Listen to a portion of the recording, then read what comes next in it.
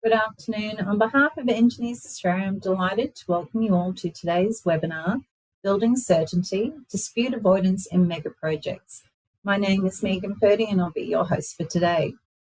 Firstly, in keeping with our custom, Engineers Australia acknowledges the traditional custodians of the country throughout Australia and recognises their continuing connection to land, waters and community. We pay our respects to them and their cultures and to elders, past and present.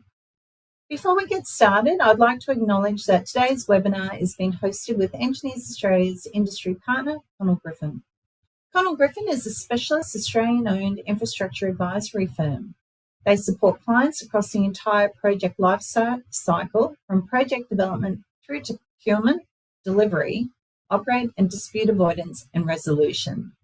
Now, today's session will feature a panel discussion followed by our live audience Q&A, so I encourage you all to please send your questions through to our speakers via the chat box. I now have the pleasure to welcome the facilitator for the day, Rob Nelson-Williams. Prior to joining Connell Griffin in 2019, Rob was the director and head of Arcadis Contract Solutions in the Middle East. He has over 30 years of commercial, contract management, cost and risk management, and claims experience in numerous international jurisdictions. Prior to working in the Middle East, he worked on construction and infrastructure projects based in Sydney for 8 years, in Hong Kong for the Mass Transit Railway Corporation, and in Canada and the UK. So please join me in welcoming today Rob Nelson-Williams.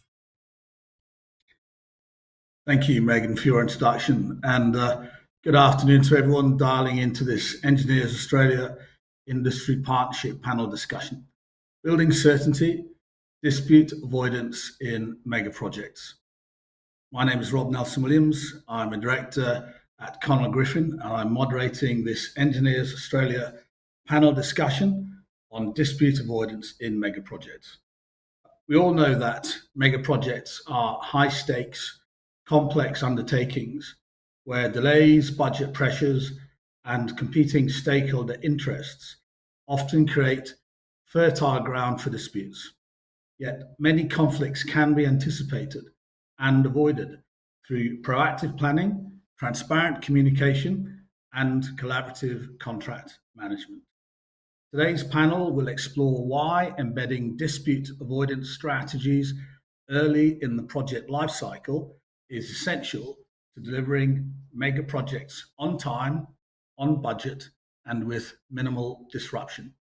It will focus on the rail sector with broader applicability across linear infrastructure in the build-up to the 2032 Brisbane Olympic Games. Experts from dispute avoidance, commercial and delivery perspectives will share insights on the role of early risk identification, clear governance structures, and effective stakeholder engagement in reducing adversarial outcomes. The discussion will highlight real-world examples where early intervention and collaborative frameworks help to prevent disputes from escalating, protecting project value and preserving relationships. Panelists will also consider how contract design and emerging tools such as dispute avoidance boards can shift the focus from reactive resolution to proactive prevention. Attendees will gain a deeper understanding of how early consideration of dispute avoidance not only safeguards project outcomes, but also strengthens trust, reduces cost, and fosters a more resilient delivery environment for some of Australia's most complex projects. However, before we get into what I'm sure will be a great discussion, I'd like to introduce our panel, and I'd ask each of them in turn to say a few words about themselves, starting with our first panelist, Louise Hart. Thank you, Louise, for joining us here today. Louise, originally from the UK, has been a lawyer, transaction manager, railway executive, a mega project director, and more recently, an independent advisor and dispute board member based in Sydney. And Louise has published 2 books on mega projects, including one earlier this year. Here it is. It's on Amazon. It's a great read, and it contains 200 anecdotal mini case studies on mega projects. So if you didn't get enough from this discussion, go out and buy Amazon's Louise's book on Amazon, if I'm allowed to say a few words on her behalf. So, Louise, would you like to say a few words about yourself, please? Well, thanks, Rob. I am originally from the UK, but my parents were 10-pound poms, so I arrived at the age of 4 and was brought up in Sydney.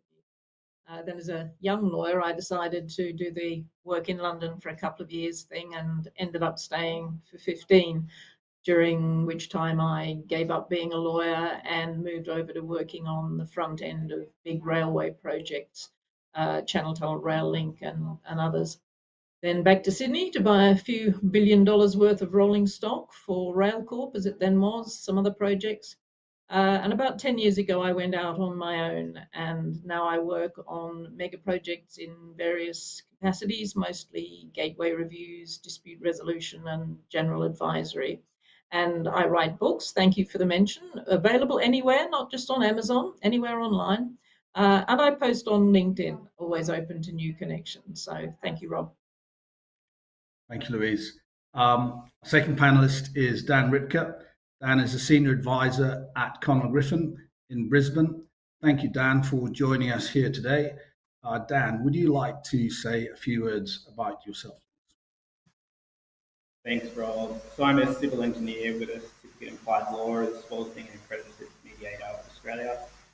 Got a particular interest in disputes and claims management, and in more recent years have had roles such as on the Gateway Upgrade project, facing a significant statement of claim in the Queensland Supreme Court, as well as Sydney Metro line-wide and Southwest projects, where I was managing the negotiation and closeout of a large number of historical troublesome claims.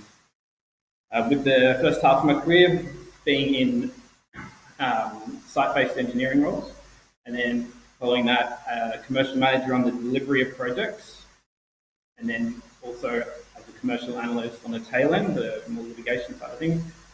I believe I bring a unique perspective to all stages of the project delivery, understanding the challenges various roles in our industry face. Thank you, Dan. Our third panelist is Lauren Whelan. Lauren is a director at Conwell Griffin in Sydney and is Conwell Griffin's National Rail Sector Lead. Thank you, Lauren, for joining us here today. Lauren, would you like to say a few words about yourself also? Thanks, Rob. It's great to be here today. I'm a quantity surveyor by background and have been lucky enough to spend the last 16 years supporting infrastructure, major projects in commercial management, both in Sydney and London, and that's predominantly been in the rail and energy space. While the projects I've worked on span the project lifecycle, I'm particularly passionate about the measures available to us right from the outset to set projects up for success and what an important role culture can play during delivery and dispute avoidance. So I'm very excited to be joining in the conversation today. Thank you. Thank you, Lauren. Sounds like we're well set up with our panelists for this discussion. Thank you for those introductions. Before we start, a quick housekeeping note. I believe we have the ability for questions to be raised online. So at the end of the panel discussion, the panel discussion will probably 35 to 40 minutes. And back to Megan, who will ask questions of the panel from questions that were sent in at registration, and there will be a number of in the moment online questions to close out the session, time willing. So without further ado, I'd like to dive straight into the subject and commence our discussions by asking the obvious question that everyone would like to ask, including my kids last night, including myself. What exactly is a mega project? Louise Hart, what is a mega project? Can we share with the audience what you consider to be the key characteristics of mega projects? Is it size or complexity, or perhaps a significant dollar value? Sydney Metro, Snowy Hydro 2, 2032 Brisbane Olympics. What, in your opinion, Louise, defines a mega project? Well, the simple definition is any project that costs $1 billion plus, but that's never been the whole story. I read a LinkedIn post recently about something in a hospital, and somebody commented, a hospital cannot be a mega project. And I really don't know where they were coming from on that. You do think of mega projects being roads and railways and bridges and so on, but if you look at the new National Children's Hospital in Dublin, for instance, construction was commissioned in 2016 with an expected cost of €650 million, which is well short of the billion. But if you look at it, it's physically big, 160,000 square meters, more than 6,000 rooms, 22 operating theatres, all the rest of it. And they were actually refused planning permission for the original site because it was going to be dominant, visually incongruous structure and a profound negative impact on the skyline. So, mega projects are usually physically big. They're usually complicated. And again, if you look at the Dublin Hospital, they're not merely consolidating 3 hospitals onto a single urban site. But they're also introducing a load of new technology that will change the operating model for all the hospitals concerned. So it's not necessarily just bricks and mortar technology, and that brings lots of stakeholders. And, it's political. The health department needed cabinet approval to go ahead, and that's very common for a mega project. The individual organisation can't do it without involving the political level. And also typically it's long duration. The construction lasts years rather than months. I might add that in Dublin, a health minister with no sense of self-preservation declared when the contract was signed in 2016 that short of an asteroid hitting the planet, the hospital would be finished by 2020. Well, it still hasn't been finished. But apparently about 15 small asteroids have hit the planet in the intervening period, so maybe he was right after all. And finally, the official projected cost has now gone up to about €2.25 billion, although you don't have to look far to find press reports suggesting that the number will go above 3 billion. So yeah, it's a hospital, but it looks like a mega project to me. Physically big, high cost, complex, political, long construction period. Those are all mega project characteristics. Thank you, Louise. I wonder if an asteroid hasn't hit that politician's career prospects. So we've heard from Louise about what defines a mega project. But perhaps now we can turn to the subject of risks in mega projects and examine some of the areas that can go wrong, especially when those risks crystallize, as often they do. Dan Ripka, with all that money sloshing around, surely money can buy the right solutions. Money, if it's available in construction and huge infrastructure projects, can cover up a multitude of sins on all sides of the political, contractual, and stakeholder equation. What can possibly go wrong? What are the big risks with mega projects, Dan? Cheers, Rob. As you suggest, the issues that can manifest in disputes are usually far more complex than just dollars.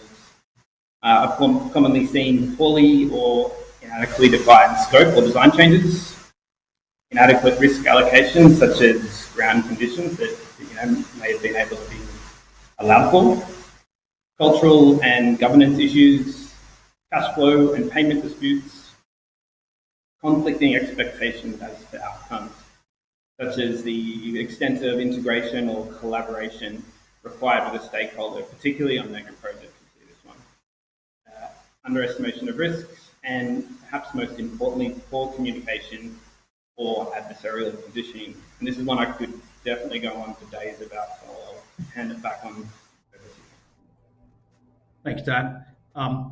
So now that we know that what a mega project is, and how they can go so horribly wrong, I'd like to turn to how we can get things right from commencement. And I'd seek the panelists' views on how they best see this happening and how it's possible to build certainty from the outset.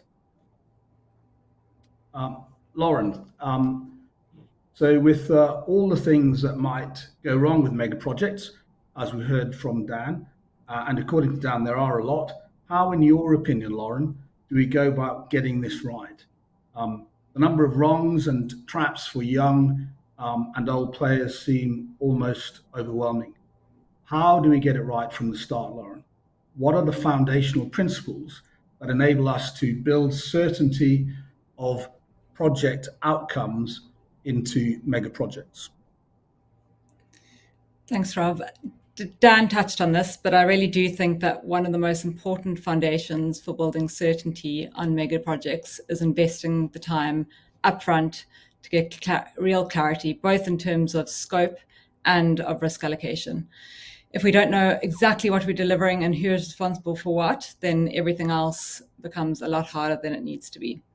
The projects I've seen run really well are the ones that take the early planning phase very seriously. They spend time on detailed project definition, thorough risk identification, feasibility studies, site surveys, and early design work. All of this supports a more accurate understanding of methodology, interfaces, program, and cost. And it does remove a lot of ambiguity that typically drives disputes later on in delivery.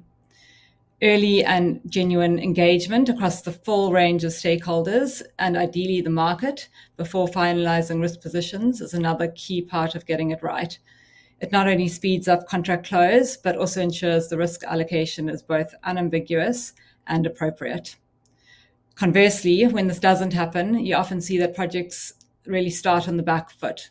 If a contractor is carrying risks it can't realistically control, one can create a claims-driven environment from day one, which is not good for relationships or for project outcomes.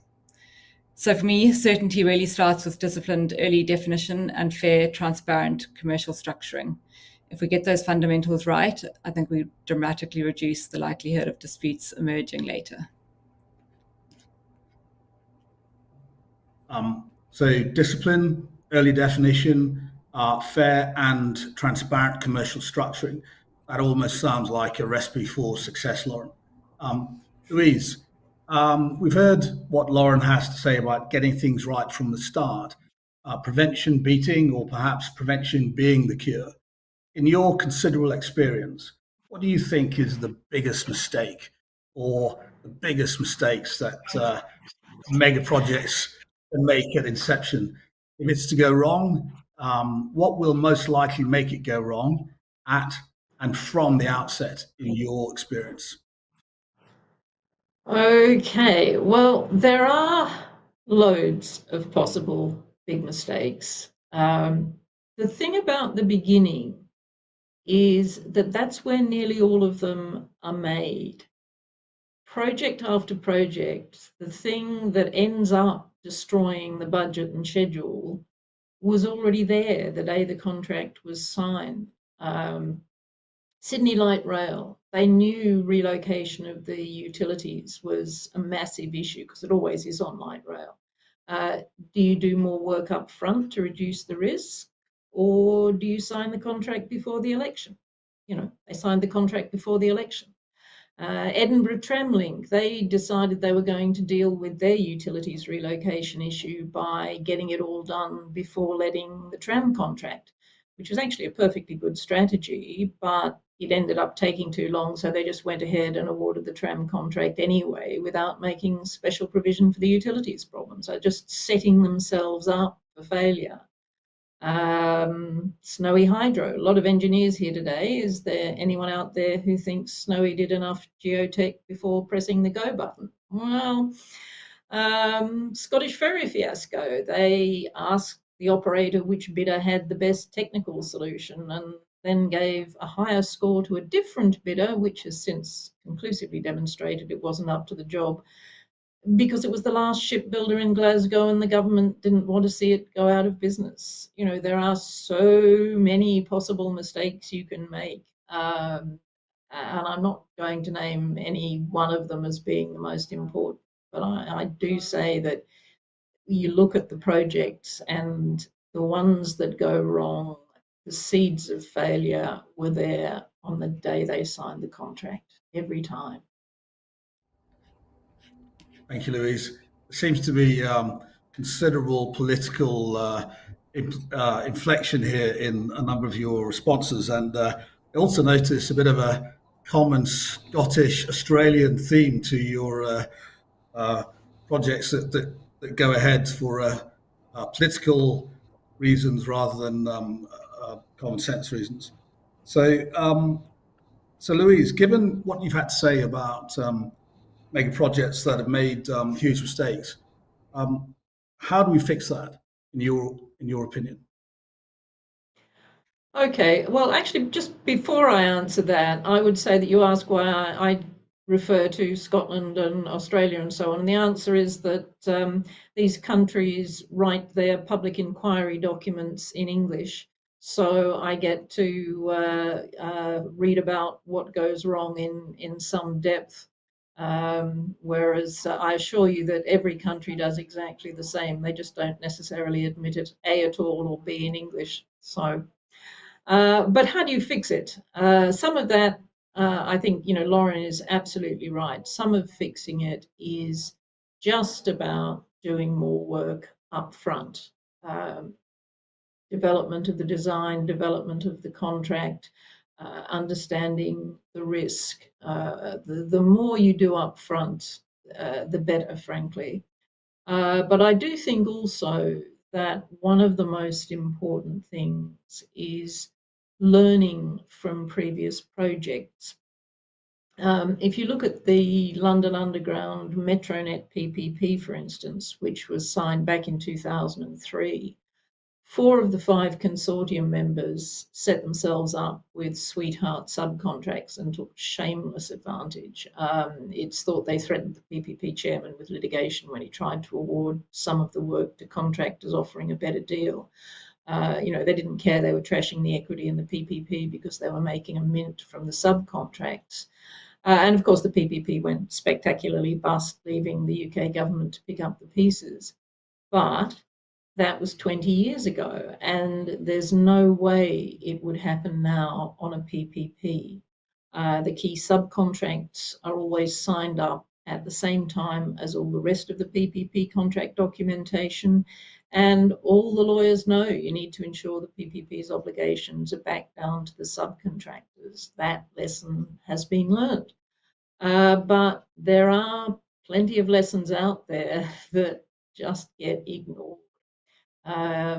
You might remember the Queensland Health payroll debacle back in 2010 when they tried to introduce a centralised payroll system and made a complete mess of it.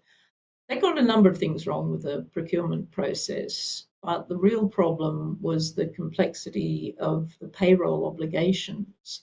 They had, 85,000 staff covered by 12 different industrial awards, 6 different industrial agreements, 200 different allowances, 24,000 different combinations of pay.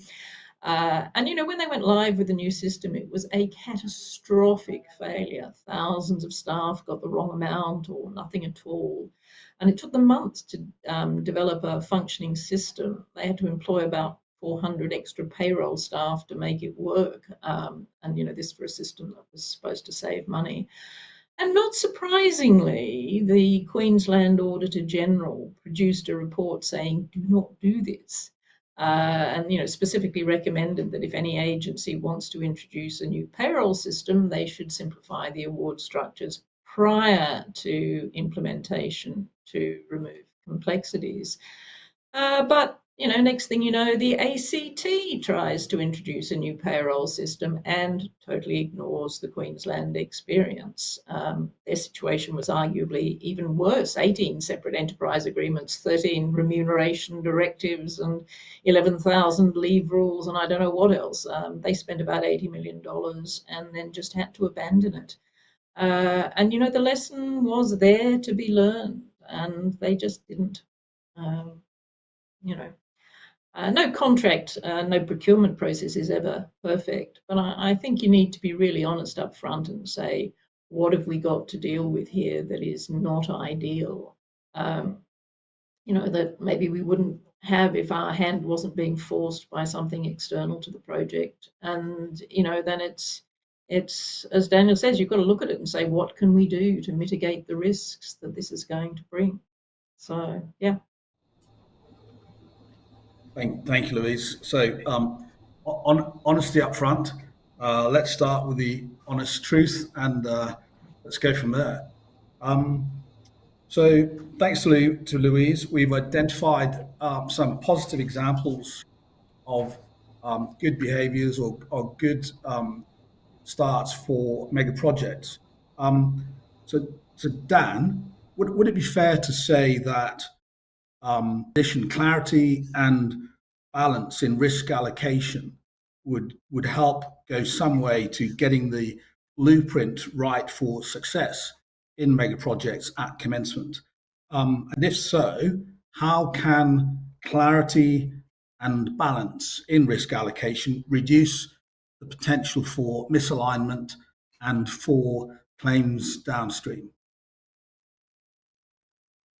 Yeah, so first off, Lauren was talking about the importance of scope definition.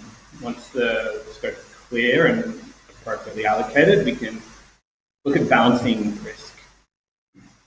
Numerous disputes originate from unclear and unrealistic risk transfer, and it's my experience that early transparent risk allocation, supported by clear incentives and performance mechanisms, aligns expectations and ensures that all parties understand their obligations and entitlements. It also encourages early collaboration and joint problem solving rather than defensive commercial behaviours. And this is something I've definitely been guilty of. Getting my kicks from unexpectedly construing a contract to my benefit. But this ties back into what I mentioned earlier, around adversarial positioning, and it not being something that encourages joint problem solving and long-term productive relationships. An example of this is I saw building early clarity and risk allocation done poorly was on a rail project where a contractor had not understood the seriousness of the quality and program expectations. This ultimately ended up in them being terminated, and it costed the project far more in the re-tendering process and pushed out the critical path, which is obviously something nobody wants. But, Rob, it is in our best interest to ensure parties are clear on their obligations and risk ownership as early as possible. Thank you, Dan. So we've heard the panelists' views on how it's possible to build certainty from the outset. I'd like to deep dive a little bit on the idea of governance and focus on the role of governance and the part it plays in getting things right from the start. Louise, I know because it's a significant discussion piece in your new book. I know you have a unique but simple take on what governance is and what it isn't, things such as efficiency. So, Louise, how important is governance to getting a mega project off to a good start and to ensuring that it, excuse the pun, stays on track during the delivery phase? And how, Louise, do we go about making sure that happens? Okay, well, as you say, people have different ideas about what governance is. The way I think about it in relationship to setting up mega projects is that there comes a point where somebody has to put pen to paper, and it still does usually involve pen and paper, to sign the contract. a moment in time when the client commits to spend billions of dollars. And it's pretty traditional for the person with the pen to look the project director in the eye and say, tell me I'm okay to sign this. And that is actually complete nonsense. No way should you take one person's word for something on this scale.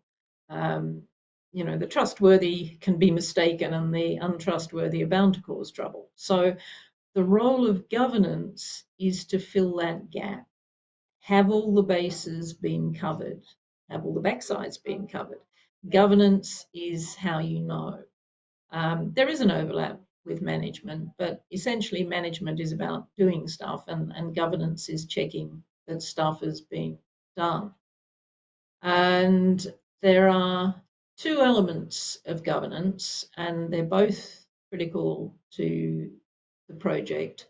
One is having a firm governance framework, and the second element is having independent review. And without those, you're in real trouble. One very clear example of the failure of the governance framework was the failed UK procurement of the Intercity West Coast franchising agreement back in 2012. Now, that was for the provision of train services, not for building infrastructure, but it was a £5.5 billion contract, so still pretty mega.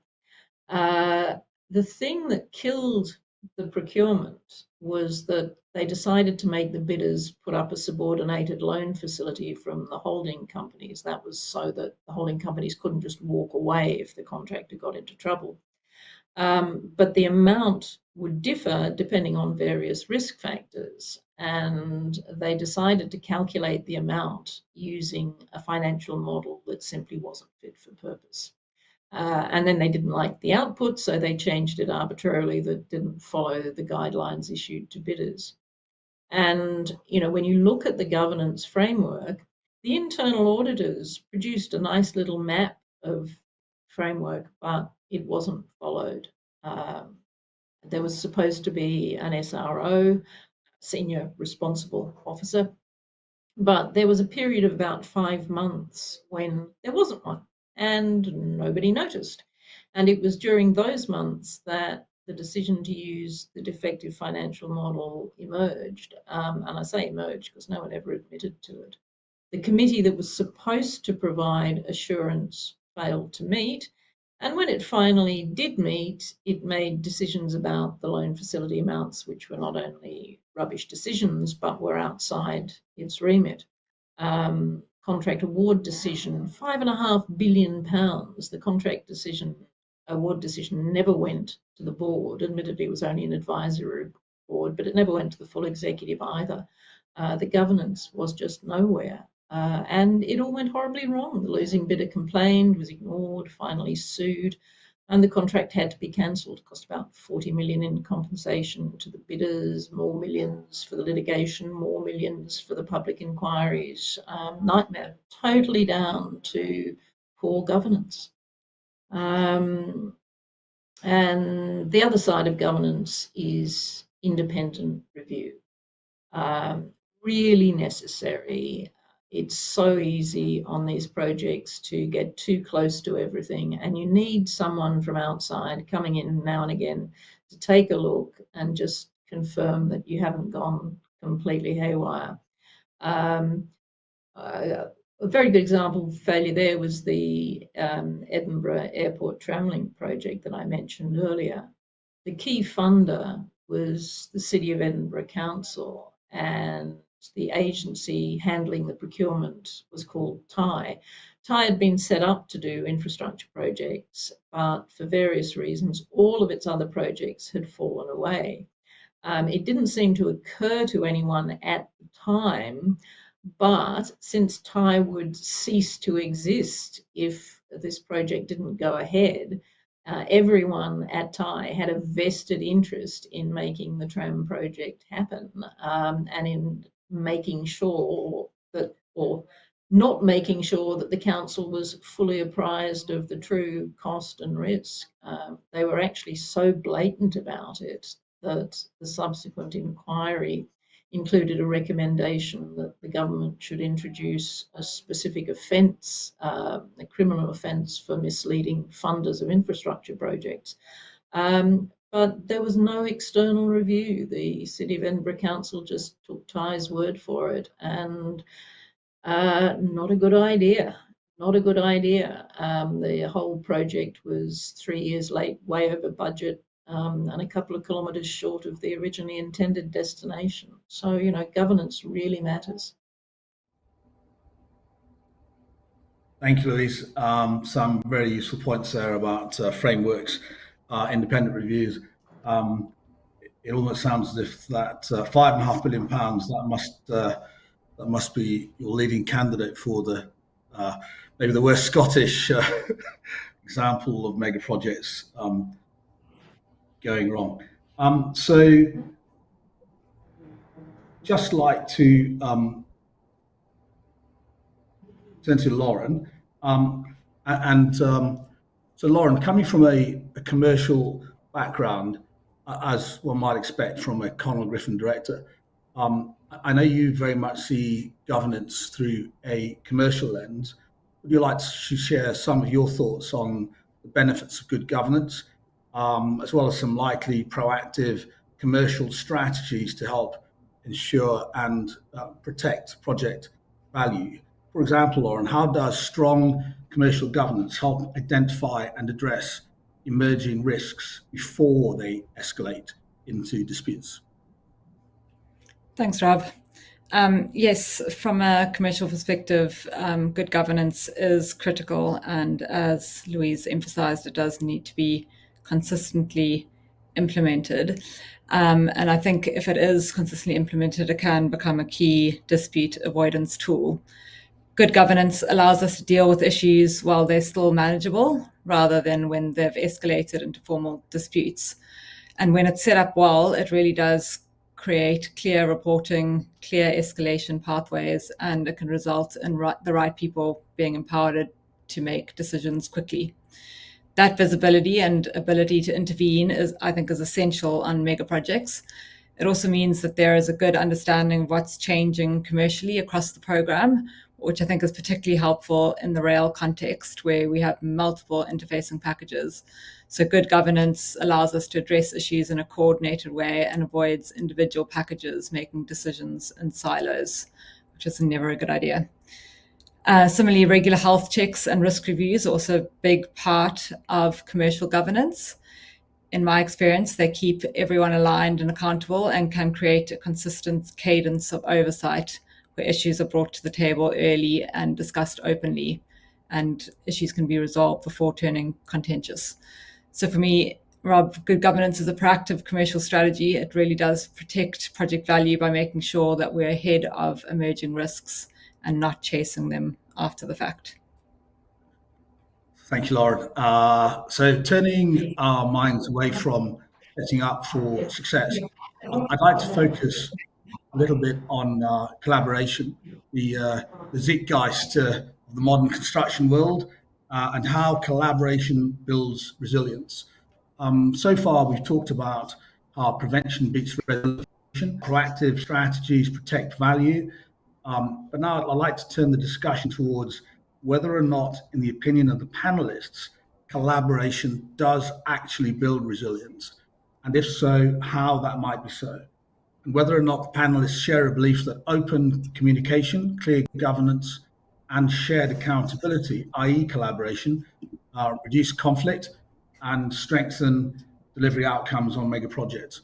Dan, I know you have some distinctive views on the value of collaboration on projects. We know that mega projects have their own level of complexity, in part from the sheer number of stakeholders, all with their differing and often conflicting requirements for and definition of a successful outcome. How then, Dan, can project teams and stakeholders be encouraged to adopt a collaborative mindset? So first off, I'd start by just saying an obstruction to collaboration often starts with a perceived conflict. As a mediator, I draw on the book Negotiation Theory and Techniques, which states disputes exist where at least one party perceives that his or her position, interests, or behaviours are incompatible with one or more other parties. Sounds straightforward, right? But changing, clarifying, or shifting perceptions is a crucial part in moving parties towards a resolution in a mediation process, and the same applies to managing conflict on mega projects. Conflict management points to an outcome the parties see as a solution, even though the underlying conflict may continue to exist. So bring it back to your question. Once perception around a conflict is aligned, a collaborative mindset can be further encouraged by all stakeholders, particularly the PMs and engineers, needing to be aware of their contractual obligations long before handover, aligning stakeholders' definition of a successful outcome, involving particularly the operator well before handover, and receiving their input can encourage a more aligned approach. Get everyone on the bus from the get-go. And thirdly, what I'd say is involving the commercial function, so me, in setting up processes before stepping back to allow project teams to run with more autonomy. I'm a believer in trying to limit the amount of superfluous formal correspondence, as this role can disrupt fluidity in issue resolution and collaborative behaviours. Thanks, Dan. Yeah, I know there's place for formal correspondence. The parties have to protect their interests and protect their rights, but sometimes escalating superfluous correspondence can do more harm than good. So, Dan, what specific tools or techniques do you recommend for fostering open communication among project teams and stakeholders in mega projects? So this is a bit of a tricky one, as like we often say in our company. This is working in the grey. This stuff's not black and white. There's a fine line between being collaborative and just coming across as a pushover. But regarding fostering open communication, I would say, don't approach an issue with a hard-nosed rejection. Seek an understanding of the other party's drivers and comprehension of the issues, and make the effort to do the same for your position. This might seem straightforward, but so often I see parties keeping their cards so close to their chest, and neither really has an understanding of each's fundamental position. Consider whether offering a solution is better than a closed-minded rejection. Avoid things like, you have not complied with clause X of the contract, so your claim is rejected, or this event did not cause delay, so your claim is rejected. Instead, do things like suggesting possible supporting evidence that may be adequate. So again, we're talking about tools for fostering open communication, and thirdly, what I'd say is, when stuck at a stalemate, think outside the box of what is prescribed in the contract. Consider looking at what your organisation needs, rather than necessarily determining who is right or wrong. Sometimes you just need to give your organisation a way to close out an issue rather than necessarily solving the issue. I sometimes call this a risk-based approach, and discussing this openly with your counterparts can be an effective way to open communication when stuck at an impasse. And fourthly, what I would say is engage others not originally part of the disagreement to bring a fresh perspective and challenge any bias, stubborn behaviour and animosity. By considering the emotions involved, you can foster the most productive environment. An example was where I was asked to attend an ongoing heated negotiation where a colleague of mine was able to get past our counterparts' creative contractual arguments. I was invited in as a fresh set of ears, And I was able to break the circuit by calling it what it was. I told this guy what he was saying was just absolute BS. After the tension was cut, we got a good smile from him, and the negotiation progressed with a fresh and more reasonable approach. Thanks, Dan. And yes, objectivity on the part of both parties is always welcome, and it's usually a path forward. If not, that has to be broken out to a third party. So thanks for that, Dan. So Lauren, it sounds much as if Dan's a big fan of relational contracting, and I had to look this up, a relational contract is considered a long-term agreement involving substantial mutual commitment and extensive cooperation and communication between parties, arguably seen as being less transactional because of the length of contract term and the extent of parties' commitment to these huge undertakings. Mega projects very much appear to fit that bill, but they seem to be stuck very much in the transactional bucket. I know you like to look at collaboration through a commercial lens, Lauren. In your opinion, how can contracting arrangements between parties on mega projects be structured to encourage collaboration from a practical and commercial, as opposed to, or in addition to, a theoretical perspective? Thanks, Rob. Look, I think collaboration during the delivery of a project is supported by the project team, including their behaviours and mindset. No doubt about that. But on mega projects, I think relying on goodwill alone generally isn't enough. The commercial framework really has to support those behaviours rather than work against them. So for me, collaboration is most effective when it's both incentivized and practical. So you can do this by embedding shared objectives and joint KPIs, which gives everyone a common target to deliver against.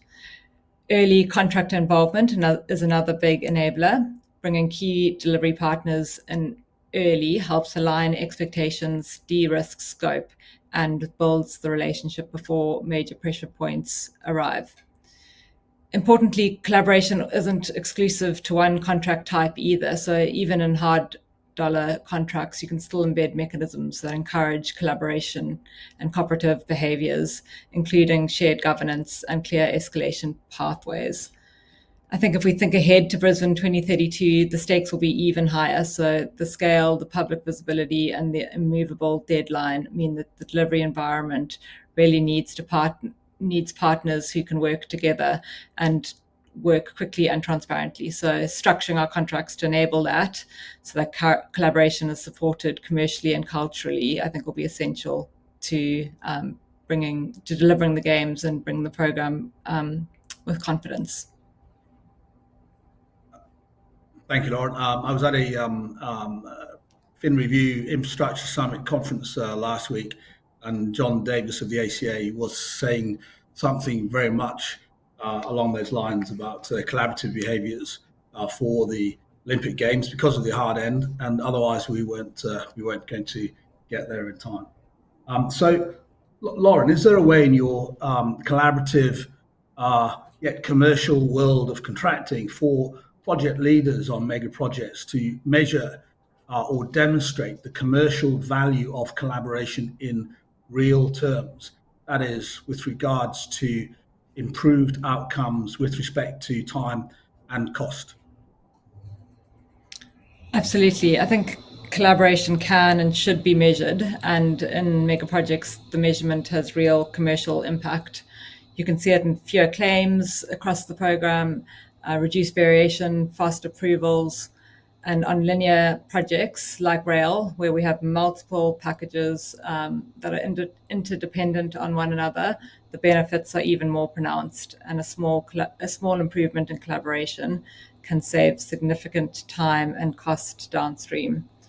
I think equally as important is the relational value. So when trust is high, communication is open, I feel like problems are solved a lot quicker and the delivery environment runs more smoothly. So in my view, collaboration collaborative culture prevents inefficiency and delay. And I think these indirect costs of conflict often dwarf the direct costs. Yes, thank you, Lauren. It is often the unseen and the less obvious that cause the issues. Thanks, Lauren. So, Louise, we talked in terms of relational contracting. Well, I have commercially incentivized collaboration, and having been a mega project director yourself, what other tools are there in any good mega projects director's collaborative toolbox? What role do tools such as standing early appointed dispute avoidance boards, along with other um, dispute avoidance mechanisms, including mediation and early mutual intervention, play in fostering a collaborative culture on mega projects? Okay, Rob, I'm a big fan of dispute boards. Used properly, they have an excellent track record for getting issues resolved without the parties having to resort to litigation or arbitration. And indeed, it's often a bad experience with litigation or arbitration that leads a client to consider a dispute board in the first place, because these cases can be horrendously costly and be a real sink of management time, literally for years. But you do get people saying, hey, this is a collaborative contract. We're committed to working together to resolve issues. What do we need with a dispute board? And that's a fair question, but in my experience, collaboration tends to break down under stress, and a mega project can get pretty stressful. A target cost contract operating in pain share is a totally different animal from one operating in gain share. It's much more difficult.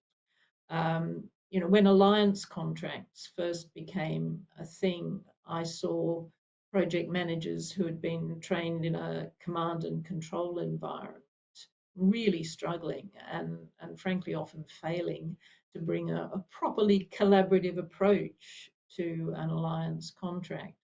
So a collaborative approach is great, but sometimes you need help. And I think the most effective use of a dispute board that I've come across was on the final stage of the Sydney Gateway project, connecting Sydney Airport to the motorway network. In addition, they had a dispute board, and in addition to the contractual requirement to engage with the board, the parties made a commitment to each other that they would resolve all issues within 3 months. Now, that wasn't legally binding, it wasn't enforceable, but it was an honestly held, meant commitment by both parties. And what that meant was that an issue that was on the list at one quarterly dispute board meeting should have been dealt with and off the list by the time of the next one. And if it wasn't, the parties knew they would have to suffer the embarrassment of A, having failed to meet their commitment, but also having to suffer interrogation by the dispute board members. And I have to say, from my own experience, it is astonishing how many issues get resolved in the week before a dispute board meeting. It's very effective. And of course, in this case, it also meant that if the issue hadn't been resolved, the dispute board members immediately knew there was a problem and could help the parties find ways to resolve it. So the parties didn't just say they would be collaborative, they were held accountable for being collaborative, and the whole thing was very successful. So yeah, I think dispute boards are a very useful tool for keeping projects going.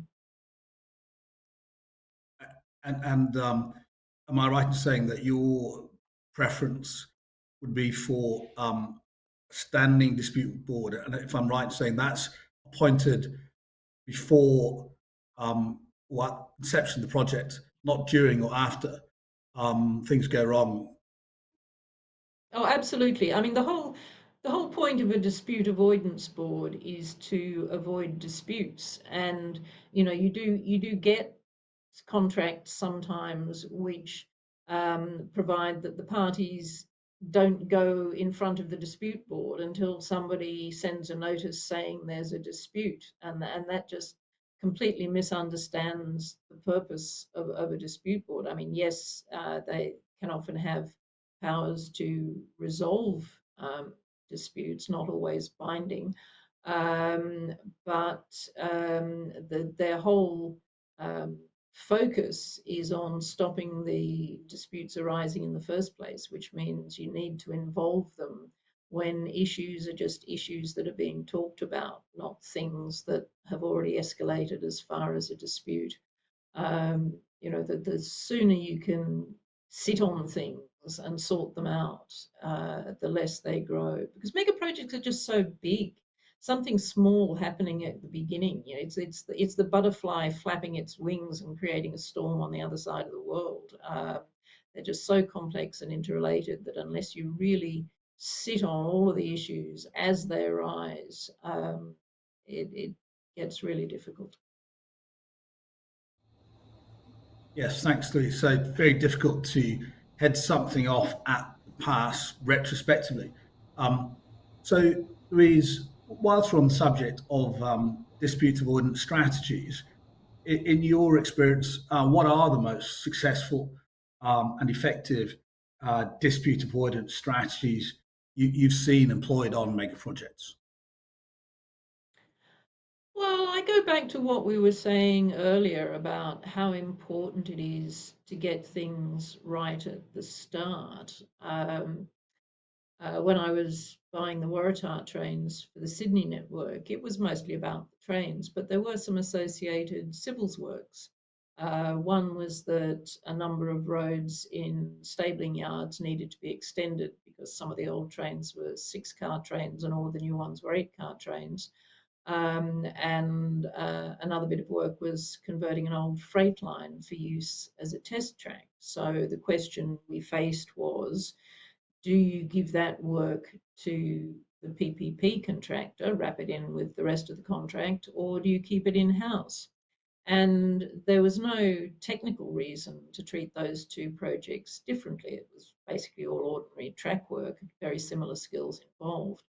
But if you looked at it with a dispute avoidance lens, which we did, they are very different. You've got two key factors. The first was the critical path for the train delivery, and the test track was on that critical path. If we had kept that work in-house, it would have been our responsibility to get it done on time. Any delays, any issues, massive opportunity for disputes.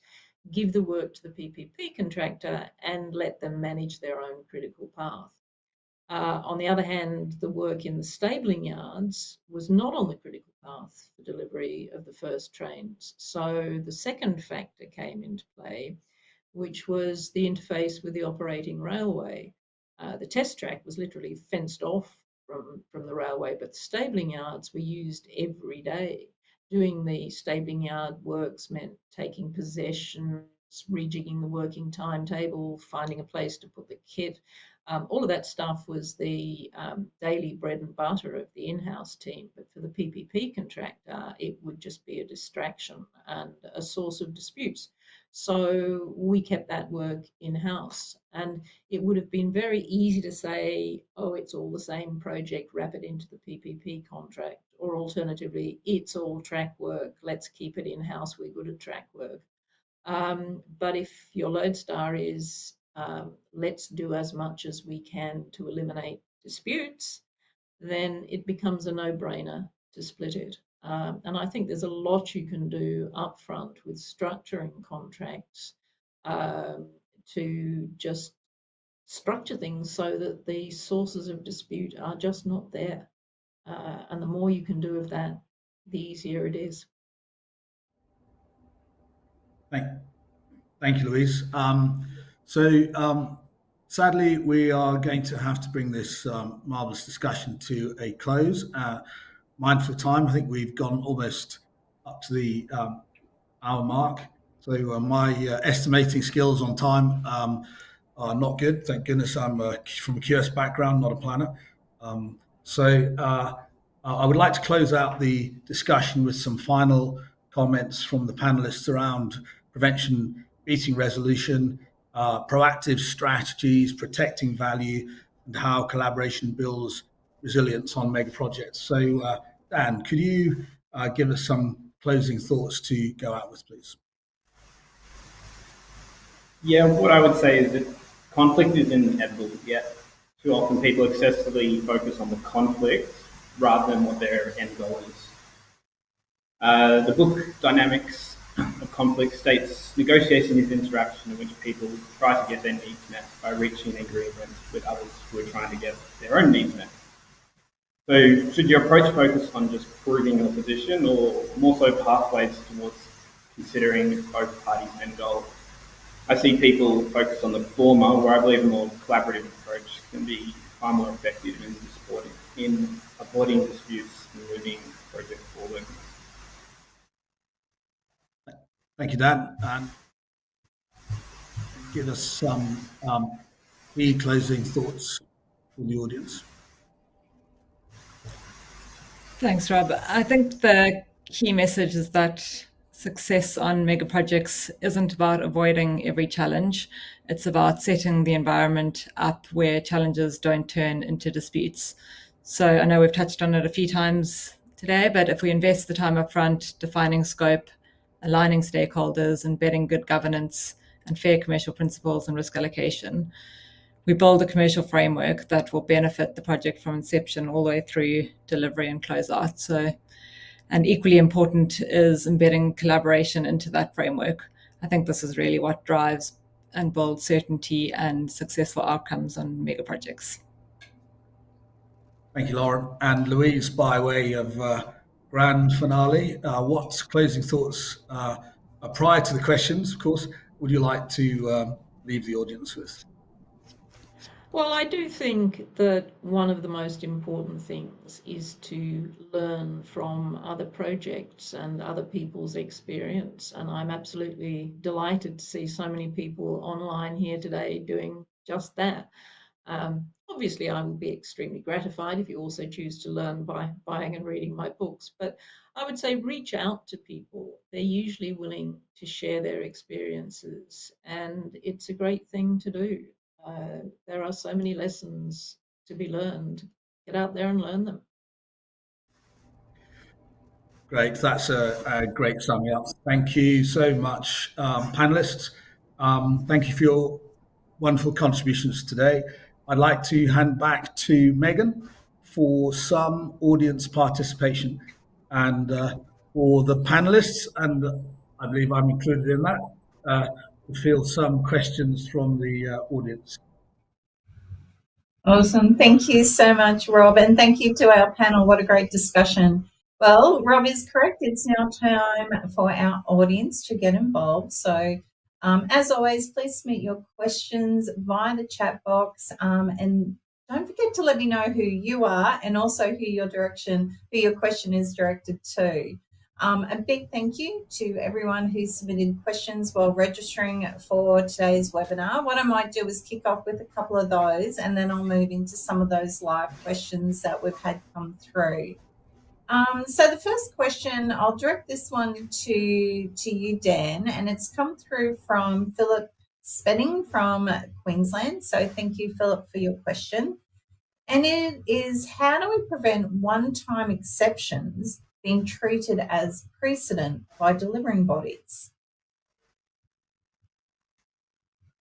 I think this gets back to what I was discussing a bit earlier around understanding each party's fundamental position as to why something might be considered, and subsequently why it can't necessarily then be relied on in the future. So that relationship being quite important for these sort of scenarios.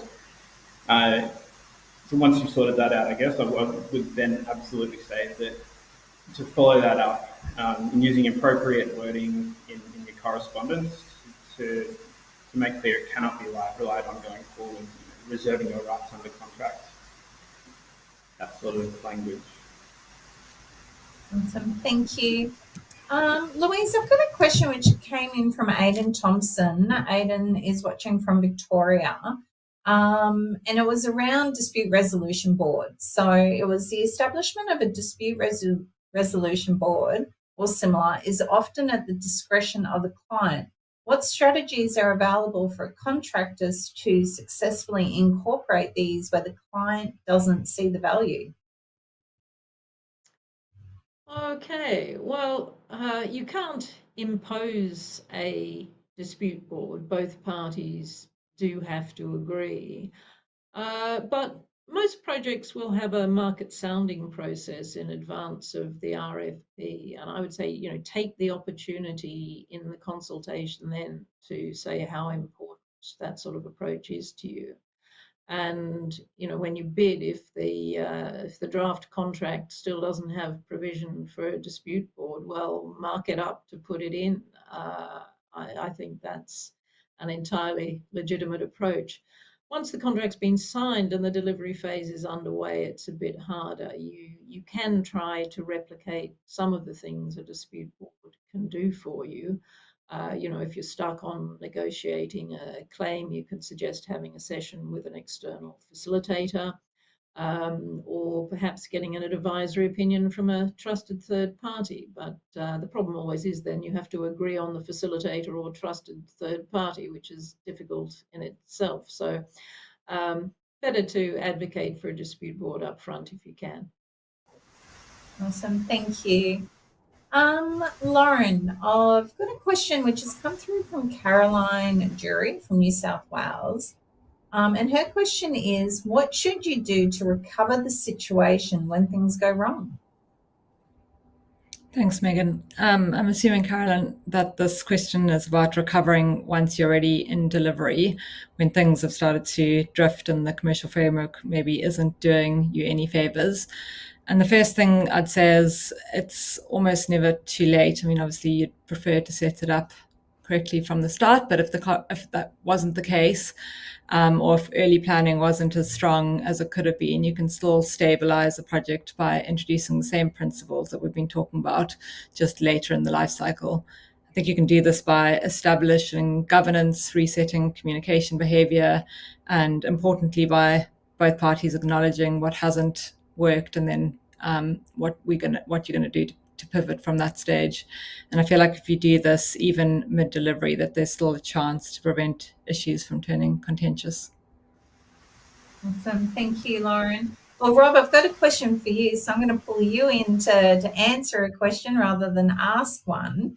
The questions come through from George Murdays from New South Wales. So in Australia, does arbitration have a role or preference versus direct legal proceedings in major infrastructure development projects? Good question, George. Probably the best way to answer this question is to give some of my thoughts on why arbitration may be perceived by industry practitioners as being preferable to litigation. And that perception comes down to a few factors, including cost. It's less expensive. Speed, it's faster due to streamlined procedures. Privacy, it's a private process, and parties may not wish for sensitive commercial information to be in the public domain. Finally, the perception of flexibility and allowing more control. Parties can agree on the procedural rules, the location of hearings, and can choose the arbitrators with specific expertise in the subject matter. So that's the perception against litigation, which there's a perception sometimes litigation's in the public domain. It can be lengthy due to the procedures and very costly with the involvement of lawyers. My own personal experience, I've been involved in two fairly lengthy arbitrations. Recently, one an ICC arbitration, both admittedly in the Middle East, not in Australia, but they were very lengthy due to what I can only describe as excessive filibustering and jurisdictional challenges to the courts to slow things down. Both arbitrations were lengthy, they were bogged down procedurally and very expensive. but at the Akika annual conference in Sydney a few weeks ago, one of the flavours of the discussion that came up a number of times from some very experienced arbitrators was expedited rules in arbitration, which, if they can be adopted, subject to relevancy and circumstances, they will speed things up and make the arbitration process faster and cheaper. Thanks so much, Rob. What I might do now is start bringing in some of our live questions. So big thank you to everyone who is watching live. Louise, and with these, if anyone wants to jump in, but Louise, the first question is, the only certainty of a mega project is it will incur budget blowout and experience delays. This seems to be the norm in Australia.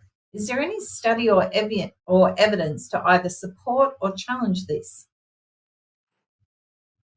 Oh, well, I don't know about it being the norm in Australia. It certainly happens quite a bit. Well, frankly, I'd recommend the book by Professor Flivburg, whose name I can never pronounce, and Dan Graham, whose name I can at least pronounce, the How Big Things Get Done. There's a lot of good work in there around why projects tend to go over budget and over time. But my own take on it is that, particularly with budget, a lot of the time is that the budget was never adequate in the first place. And the reason you've gone over budget is that there wasn't enough money in the budget to start with. It's not that you've necessarily done anything wrong. Thank you. Megan, sorry, Louise, I think it's Bent Fluberg. Is that it? The Danish professor from Oxford University. Yes. And I've read that book. He posits the idea of reference class forecasting as being your best bet for forecasting major infrastructure costs. And he has a history of demonstrating in various mega project sectors the overspend and the increased time it takes for projects to complete. It's worth a read. Reference class forecasting, Bent Fluberg. He's at the Oxford Business School. Thanks, Rob. Where was I up to? Lauren. No, Rob. Sorry about that. I'm going through all my questions, listening too much to you guys and not reading the questions. So the next one, well, it is actually Lauren. So we had a live question come through, and it was, in your view, how has the contractor's risk appetite evolved in the post-COVID environment, and what strategies can clients and delivery partners adopt to foster greater collaboration and outcomes? So from my perspective, I'm not sure it's directly linked to post-COVID-19, but I think gone are the days where a client should, or from my perspective does, try pass all risk down to contractors, or as a matter of fact, should contractors accept all risks being passed to them if they're not in the appropriate party to manage them. So I hope that is something of the past, of the completely inappropriate risk allocation trying to be passed down. And then I think some of those collaborative strategies we've discussed in some length today around a collaborative framework, DABs and joint incentives and the like. Thank you. We have had a question coming from Ian Donald. So thank you, Ian. And I know you've all touched on this, but the question is, how can we better connect decision makers with current projects and planning with other jurisdictions to hear and understand the experiences, failings from other similar projects? So I know, Dan, that you definitely address this with that open communication. So I just want to know if you'd like to add to or answer Ian's question. Yeah, where I've seen this definitely done well is more so, I guess, in the energy sector, where we've seen New South Wales really take the lead, I guess, in bringing online a lot of the projects they've had. and bringing those learnings from the people that have undertaken those projects to places like to Queensland. Louise also touched on the realities of, I guess, the political complications though in this sector, and that's definitely something I couldn't comment on. I don't know if there are any learnings in that area though, Louise. Well, it's a bit off from the question in terms of managing the political environment. I think what you have to do is recognise that politicians have a genuine agenda. They hold the purse strings.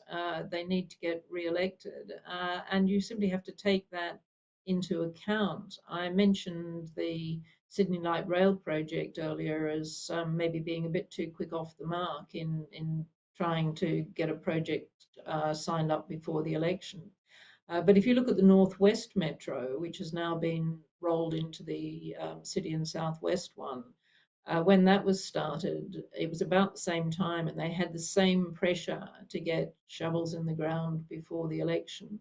And what they did was they actually split the project. So they let the tunnelling contracts and did indeed get the tunnel boring machines into the ground before the election. But then they held off the remaining contracts for the actual railway, which gave them another year to develop the contract and do all the work up front. But they'd given the politicians what they needed by letting the tunnelling contract. And I think you have to be aware of the political situation and take account of it. Thank you. Going back to one of the questions that we had with registration, and this one came through from Avril Thompson, who was watching from WA. Maybe this one would be for Lauren. Is there merit in doing more of the design and approval process prior to construction to minimise risk and cost? Thanks, Megan. Absolutely. I think as we've discussed today, there really is merit in doing more design and approvals upfront, and we see the benefits very clearly in large rail and infrastructure projects. That early feasibility work and planning all contribute directly to reducing uncertainty, and that's what uncertainty is what drives both cost and escalation and disputes once you get into delivery. And I think, just to be clear, I don't think early design necessarily means you need to design to 100%, but by pushing that design maturity to the point where scope and interfaces are genuinely understood, I think that's one of the best investments that can be made early. Thanks for that. One of the questions that did come through live was around frequent design changes that can lead to scope creep. For example, when the client adds extra instrumentation, fire detection loops mid-project. The question was, how can we prevent contractual disputes for this case? I'm not quite sure if, Lauren, you wanted to address that one? Sure. I think any design changes or scope creep during delivery, from my perspective, anything that can be resolved incrementally as you go is better than leaving issues to brew and be unresolved for long periods of the delivery phase and then turning into much bigger issues to try resolve down the track. So I think my advice would just be to try close and resolve design change implications out as they come up. Awesome. Thank you. Well, look, I think we've pretty much run out of questions. I think I have, if I'm having a quick look on my my notes there. Probably, maybe and I know, Rob, that you've done the key kind of takeaways at the end of the panel discussion, but, just from yourself, maybe if you'd like to add any final comments to the discussion. We've heard from everyone else's final comments, but I'd love to hear from you, Rob. And of course, anyone else, I can include any final comments or key takeaways that you would like to leave with the audience. but maybe we might kick off with yourself, Rob. Yeah, I'm going to fess up and say that as much as I love hearing from all the panelists, and I think it's a great contribution as to how to avoid disputes in mega projects, I am actually more involved in the contentious end. So it's actually quite nice to hear what the preventive strategies are. But I know that the last 10 or 15 years have probably made most of my living from being involved in claims and disputes. So I know that as much as this is all great advice, and I would advise anyone to read Louise's book. I don't know that a lot of it will be adopted going forward. But I do encourage that if you want to have a successful outcome, a lot of the things on mega projects, a lot of the things that panelists have said today are worth looking at and trying to take on board. Awesome. Wonderful. Well, look, what I might do is I might end with that. A big thank you to you all. So please join me in thanking once again Robert Nelson Williams, Lauren Wellen, Dan Ripka, and Louise Hart for their time and input today. I'd also like to thank Engineers Australia's industry partner, Connell Griffin, for their support. Now, as always, we would appreciate if you could take a moment to please complete the short feedback form, which is linked in the description box below. Your input, it really does help us to improve and plan out our future sessions for you. So finally, thank you again to our audience for joining us today, and we look forward to seeing you at our next Industry Partners event. Good afternoon.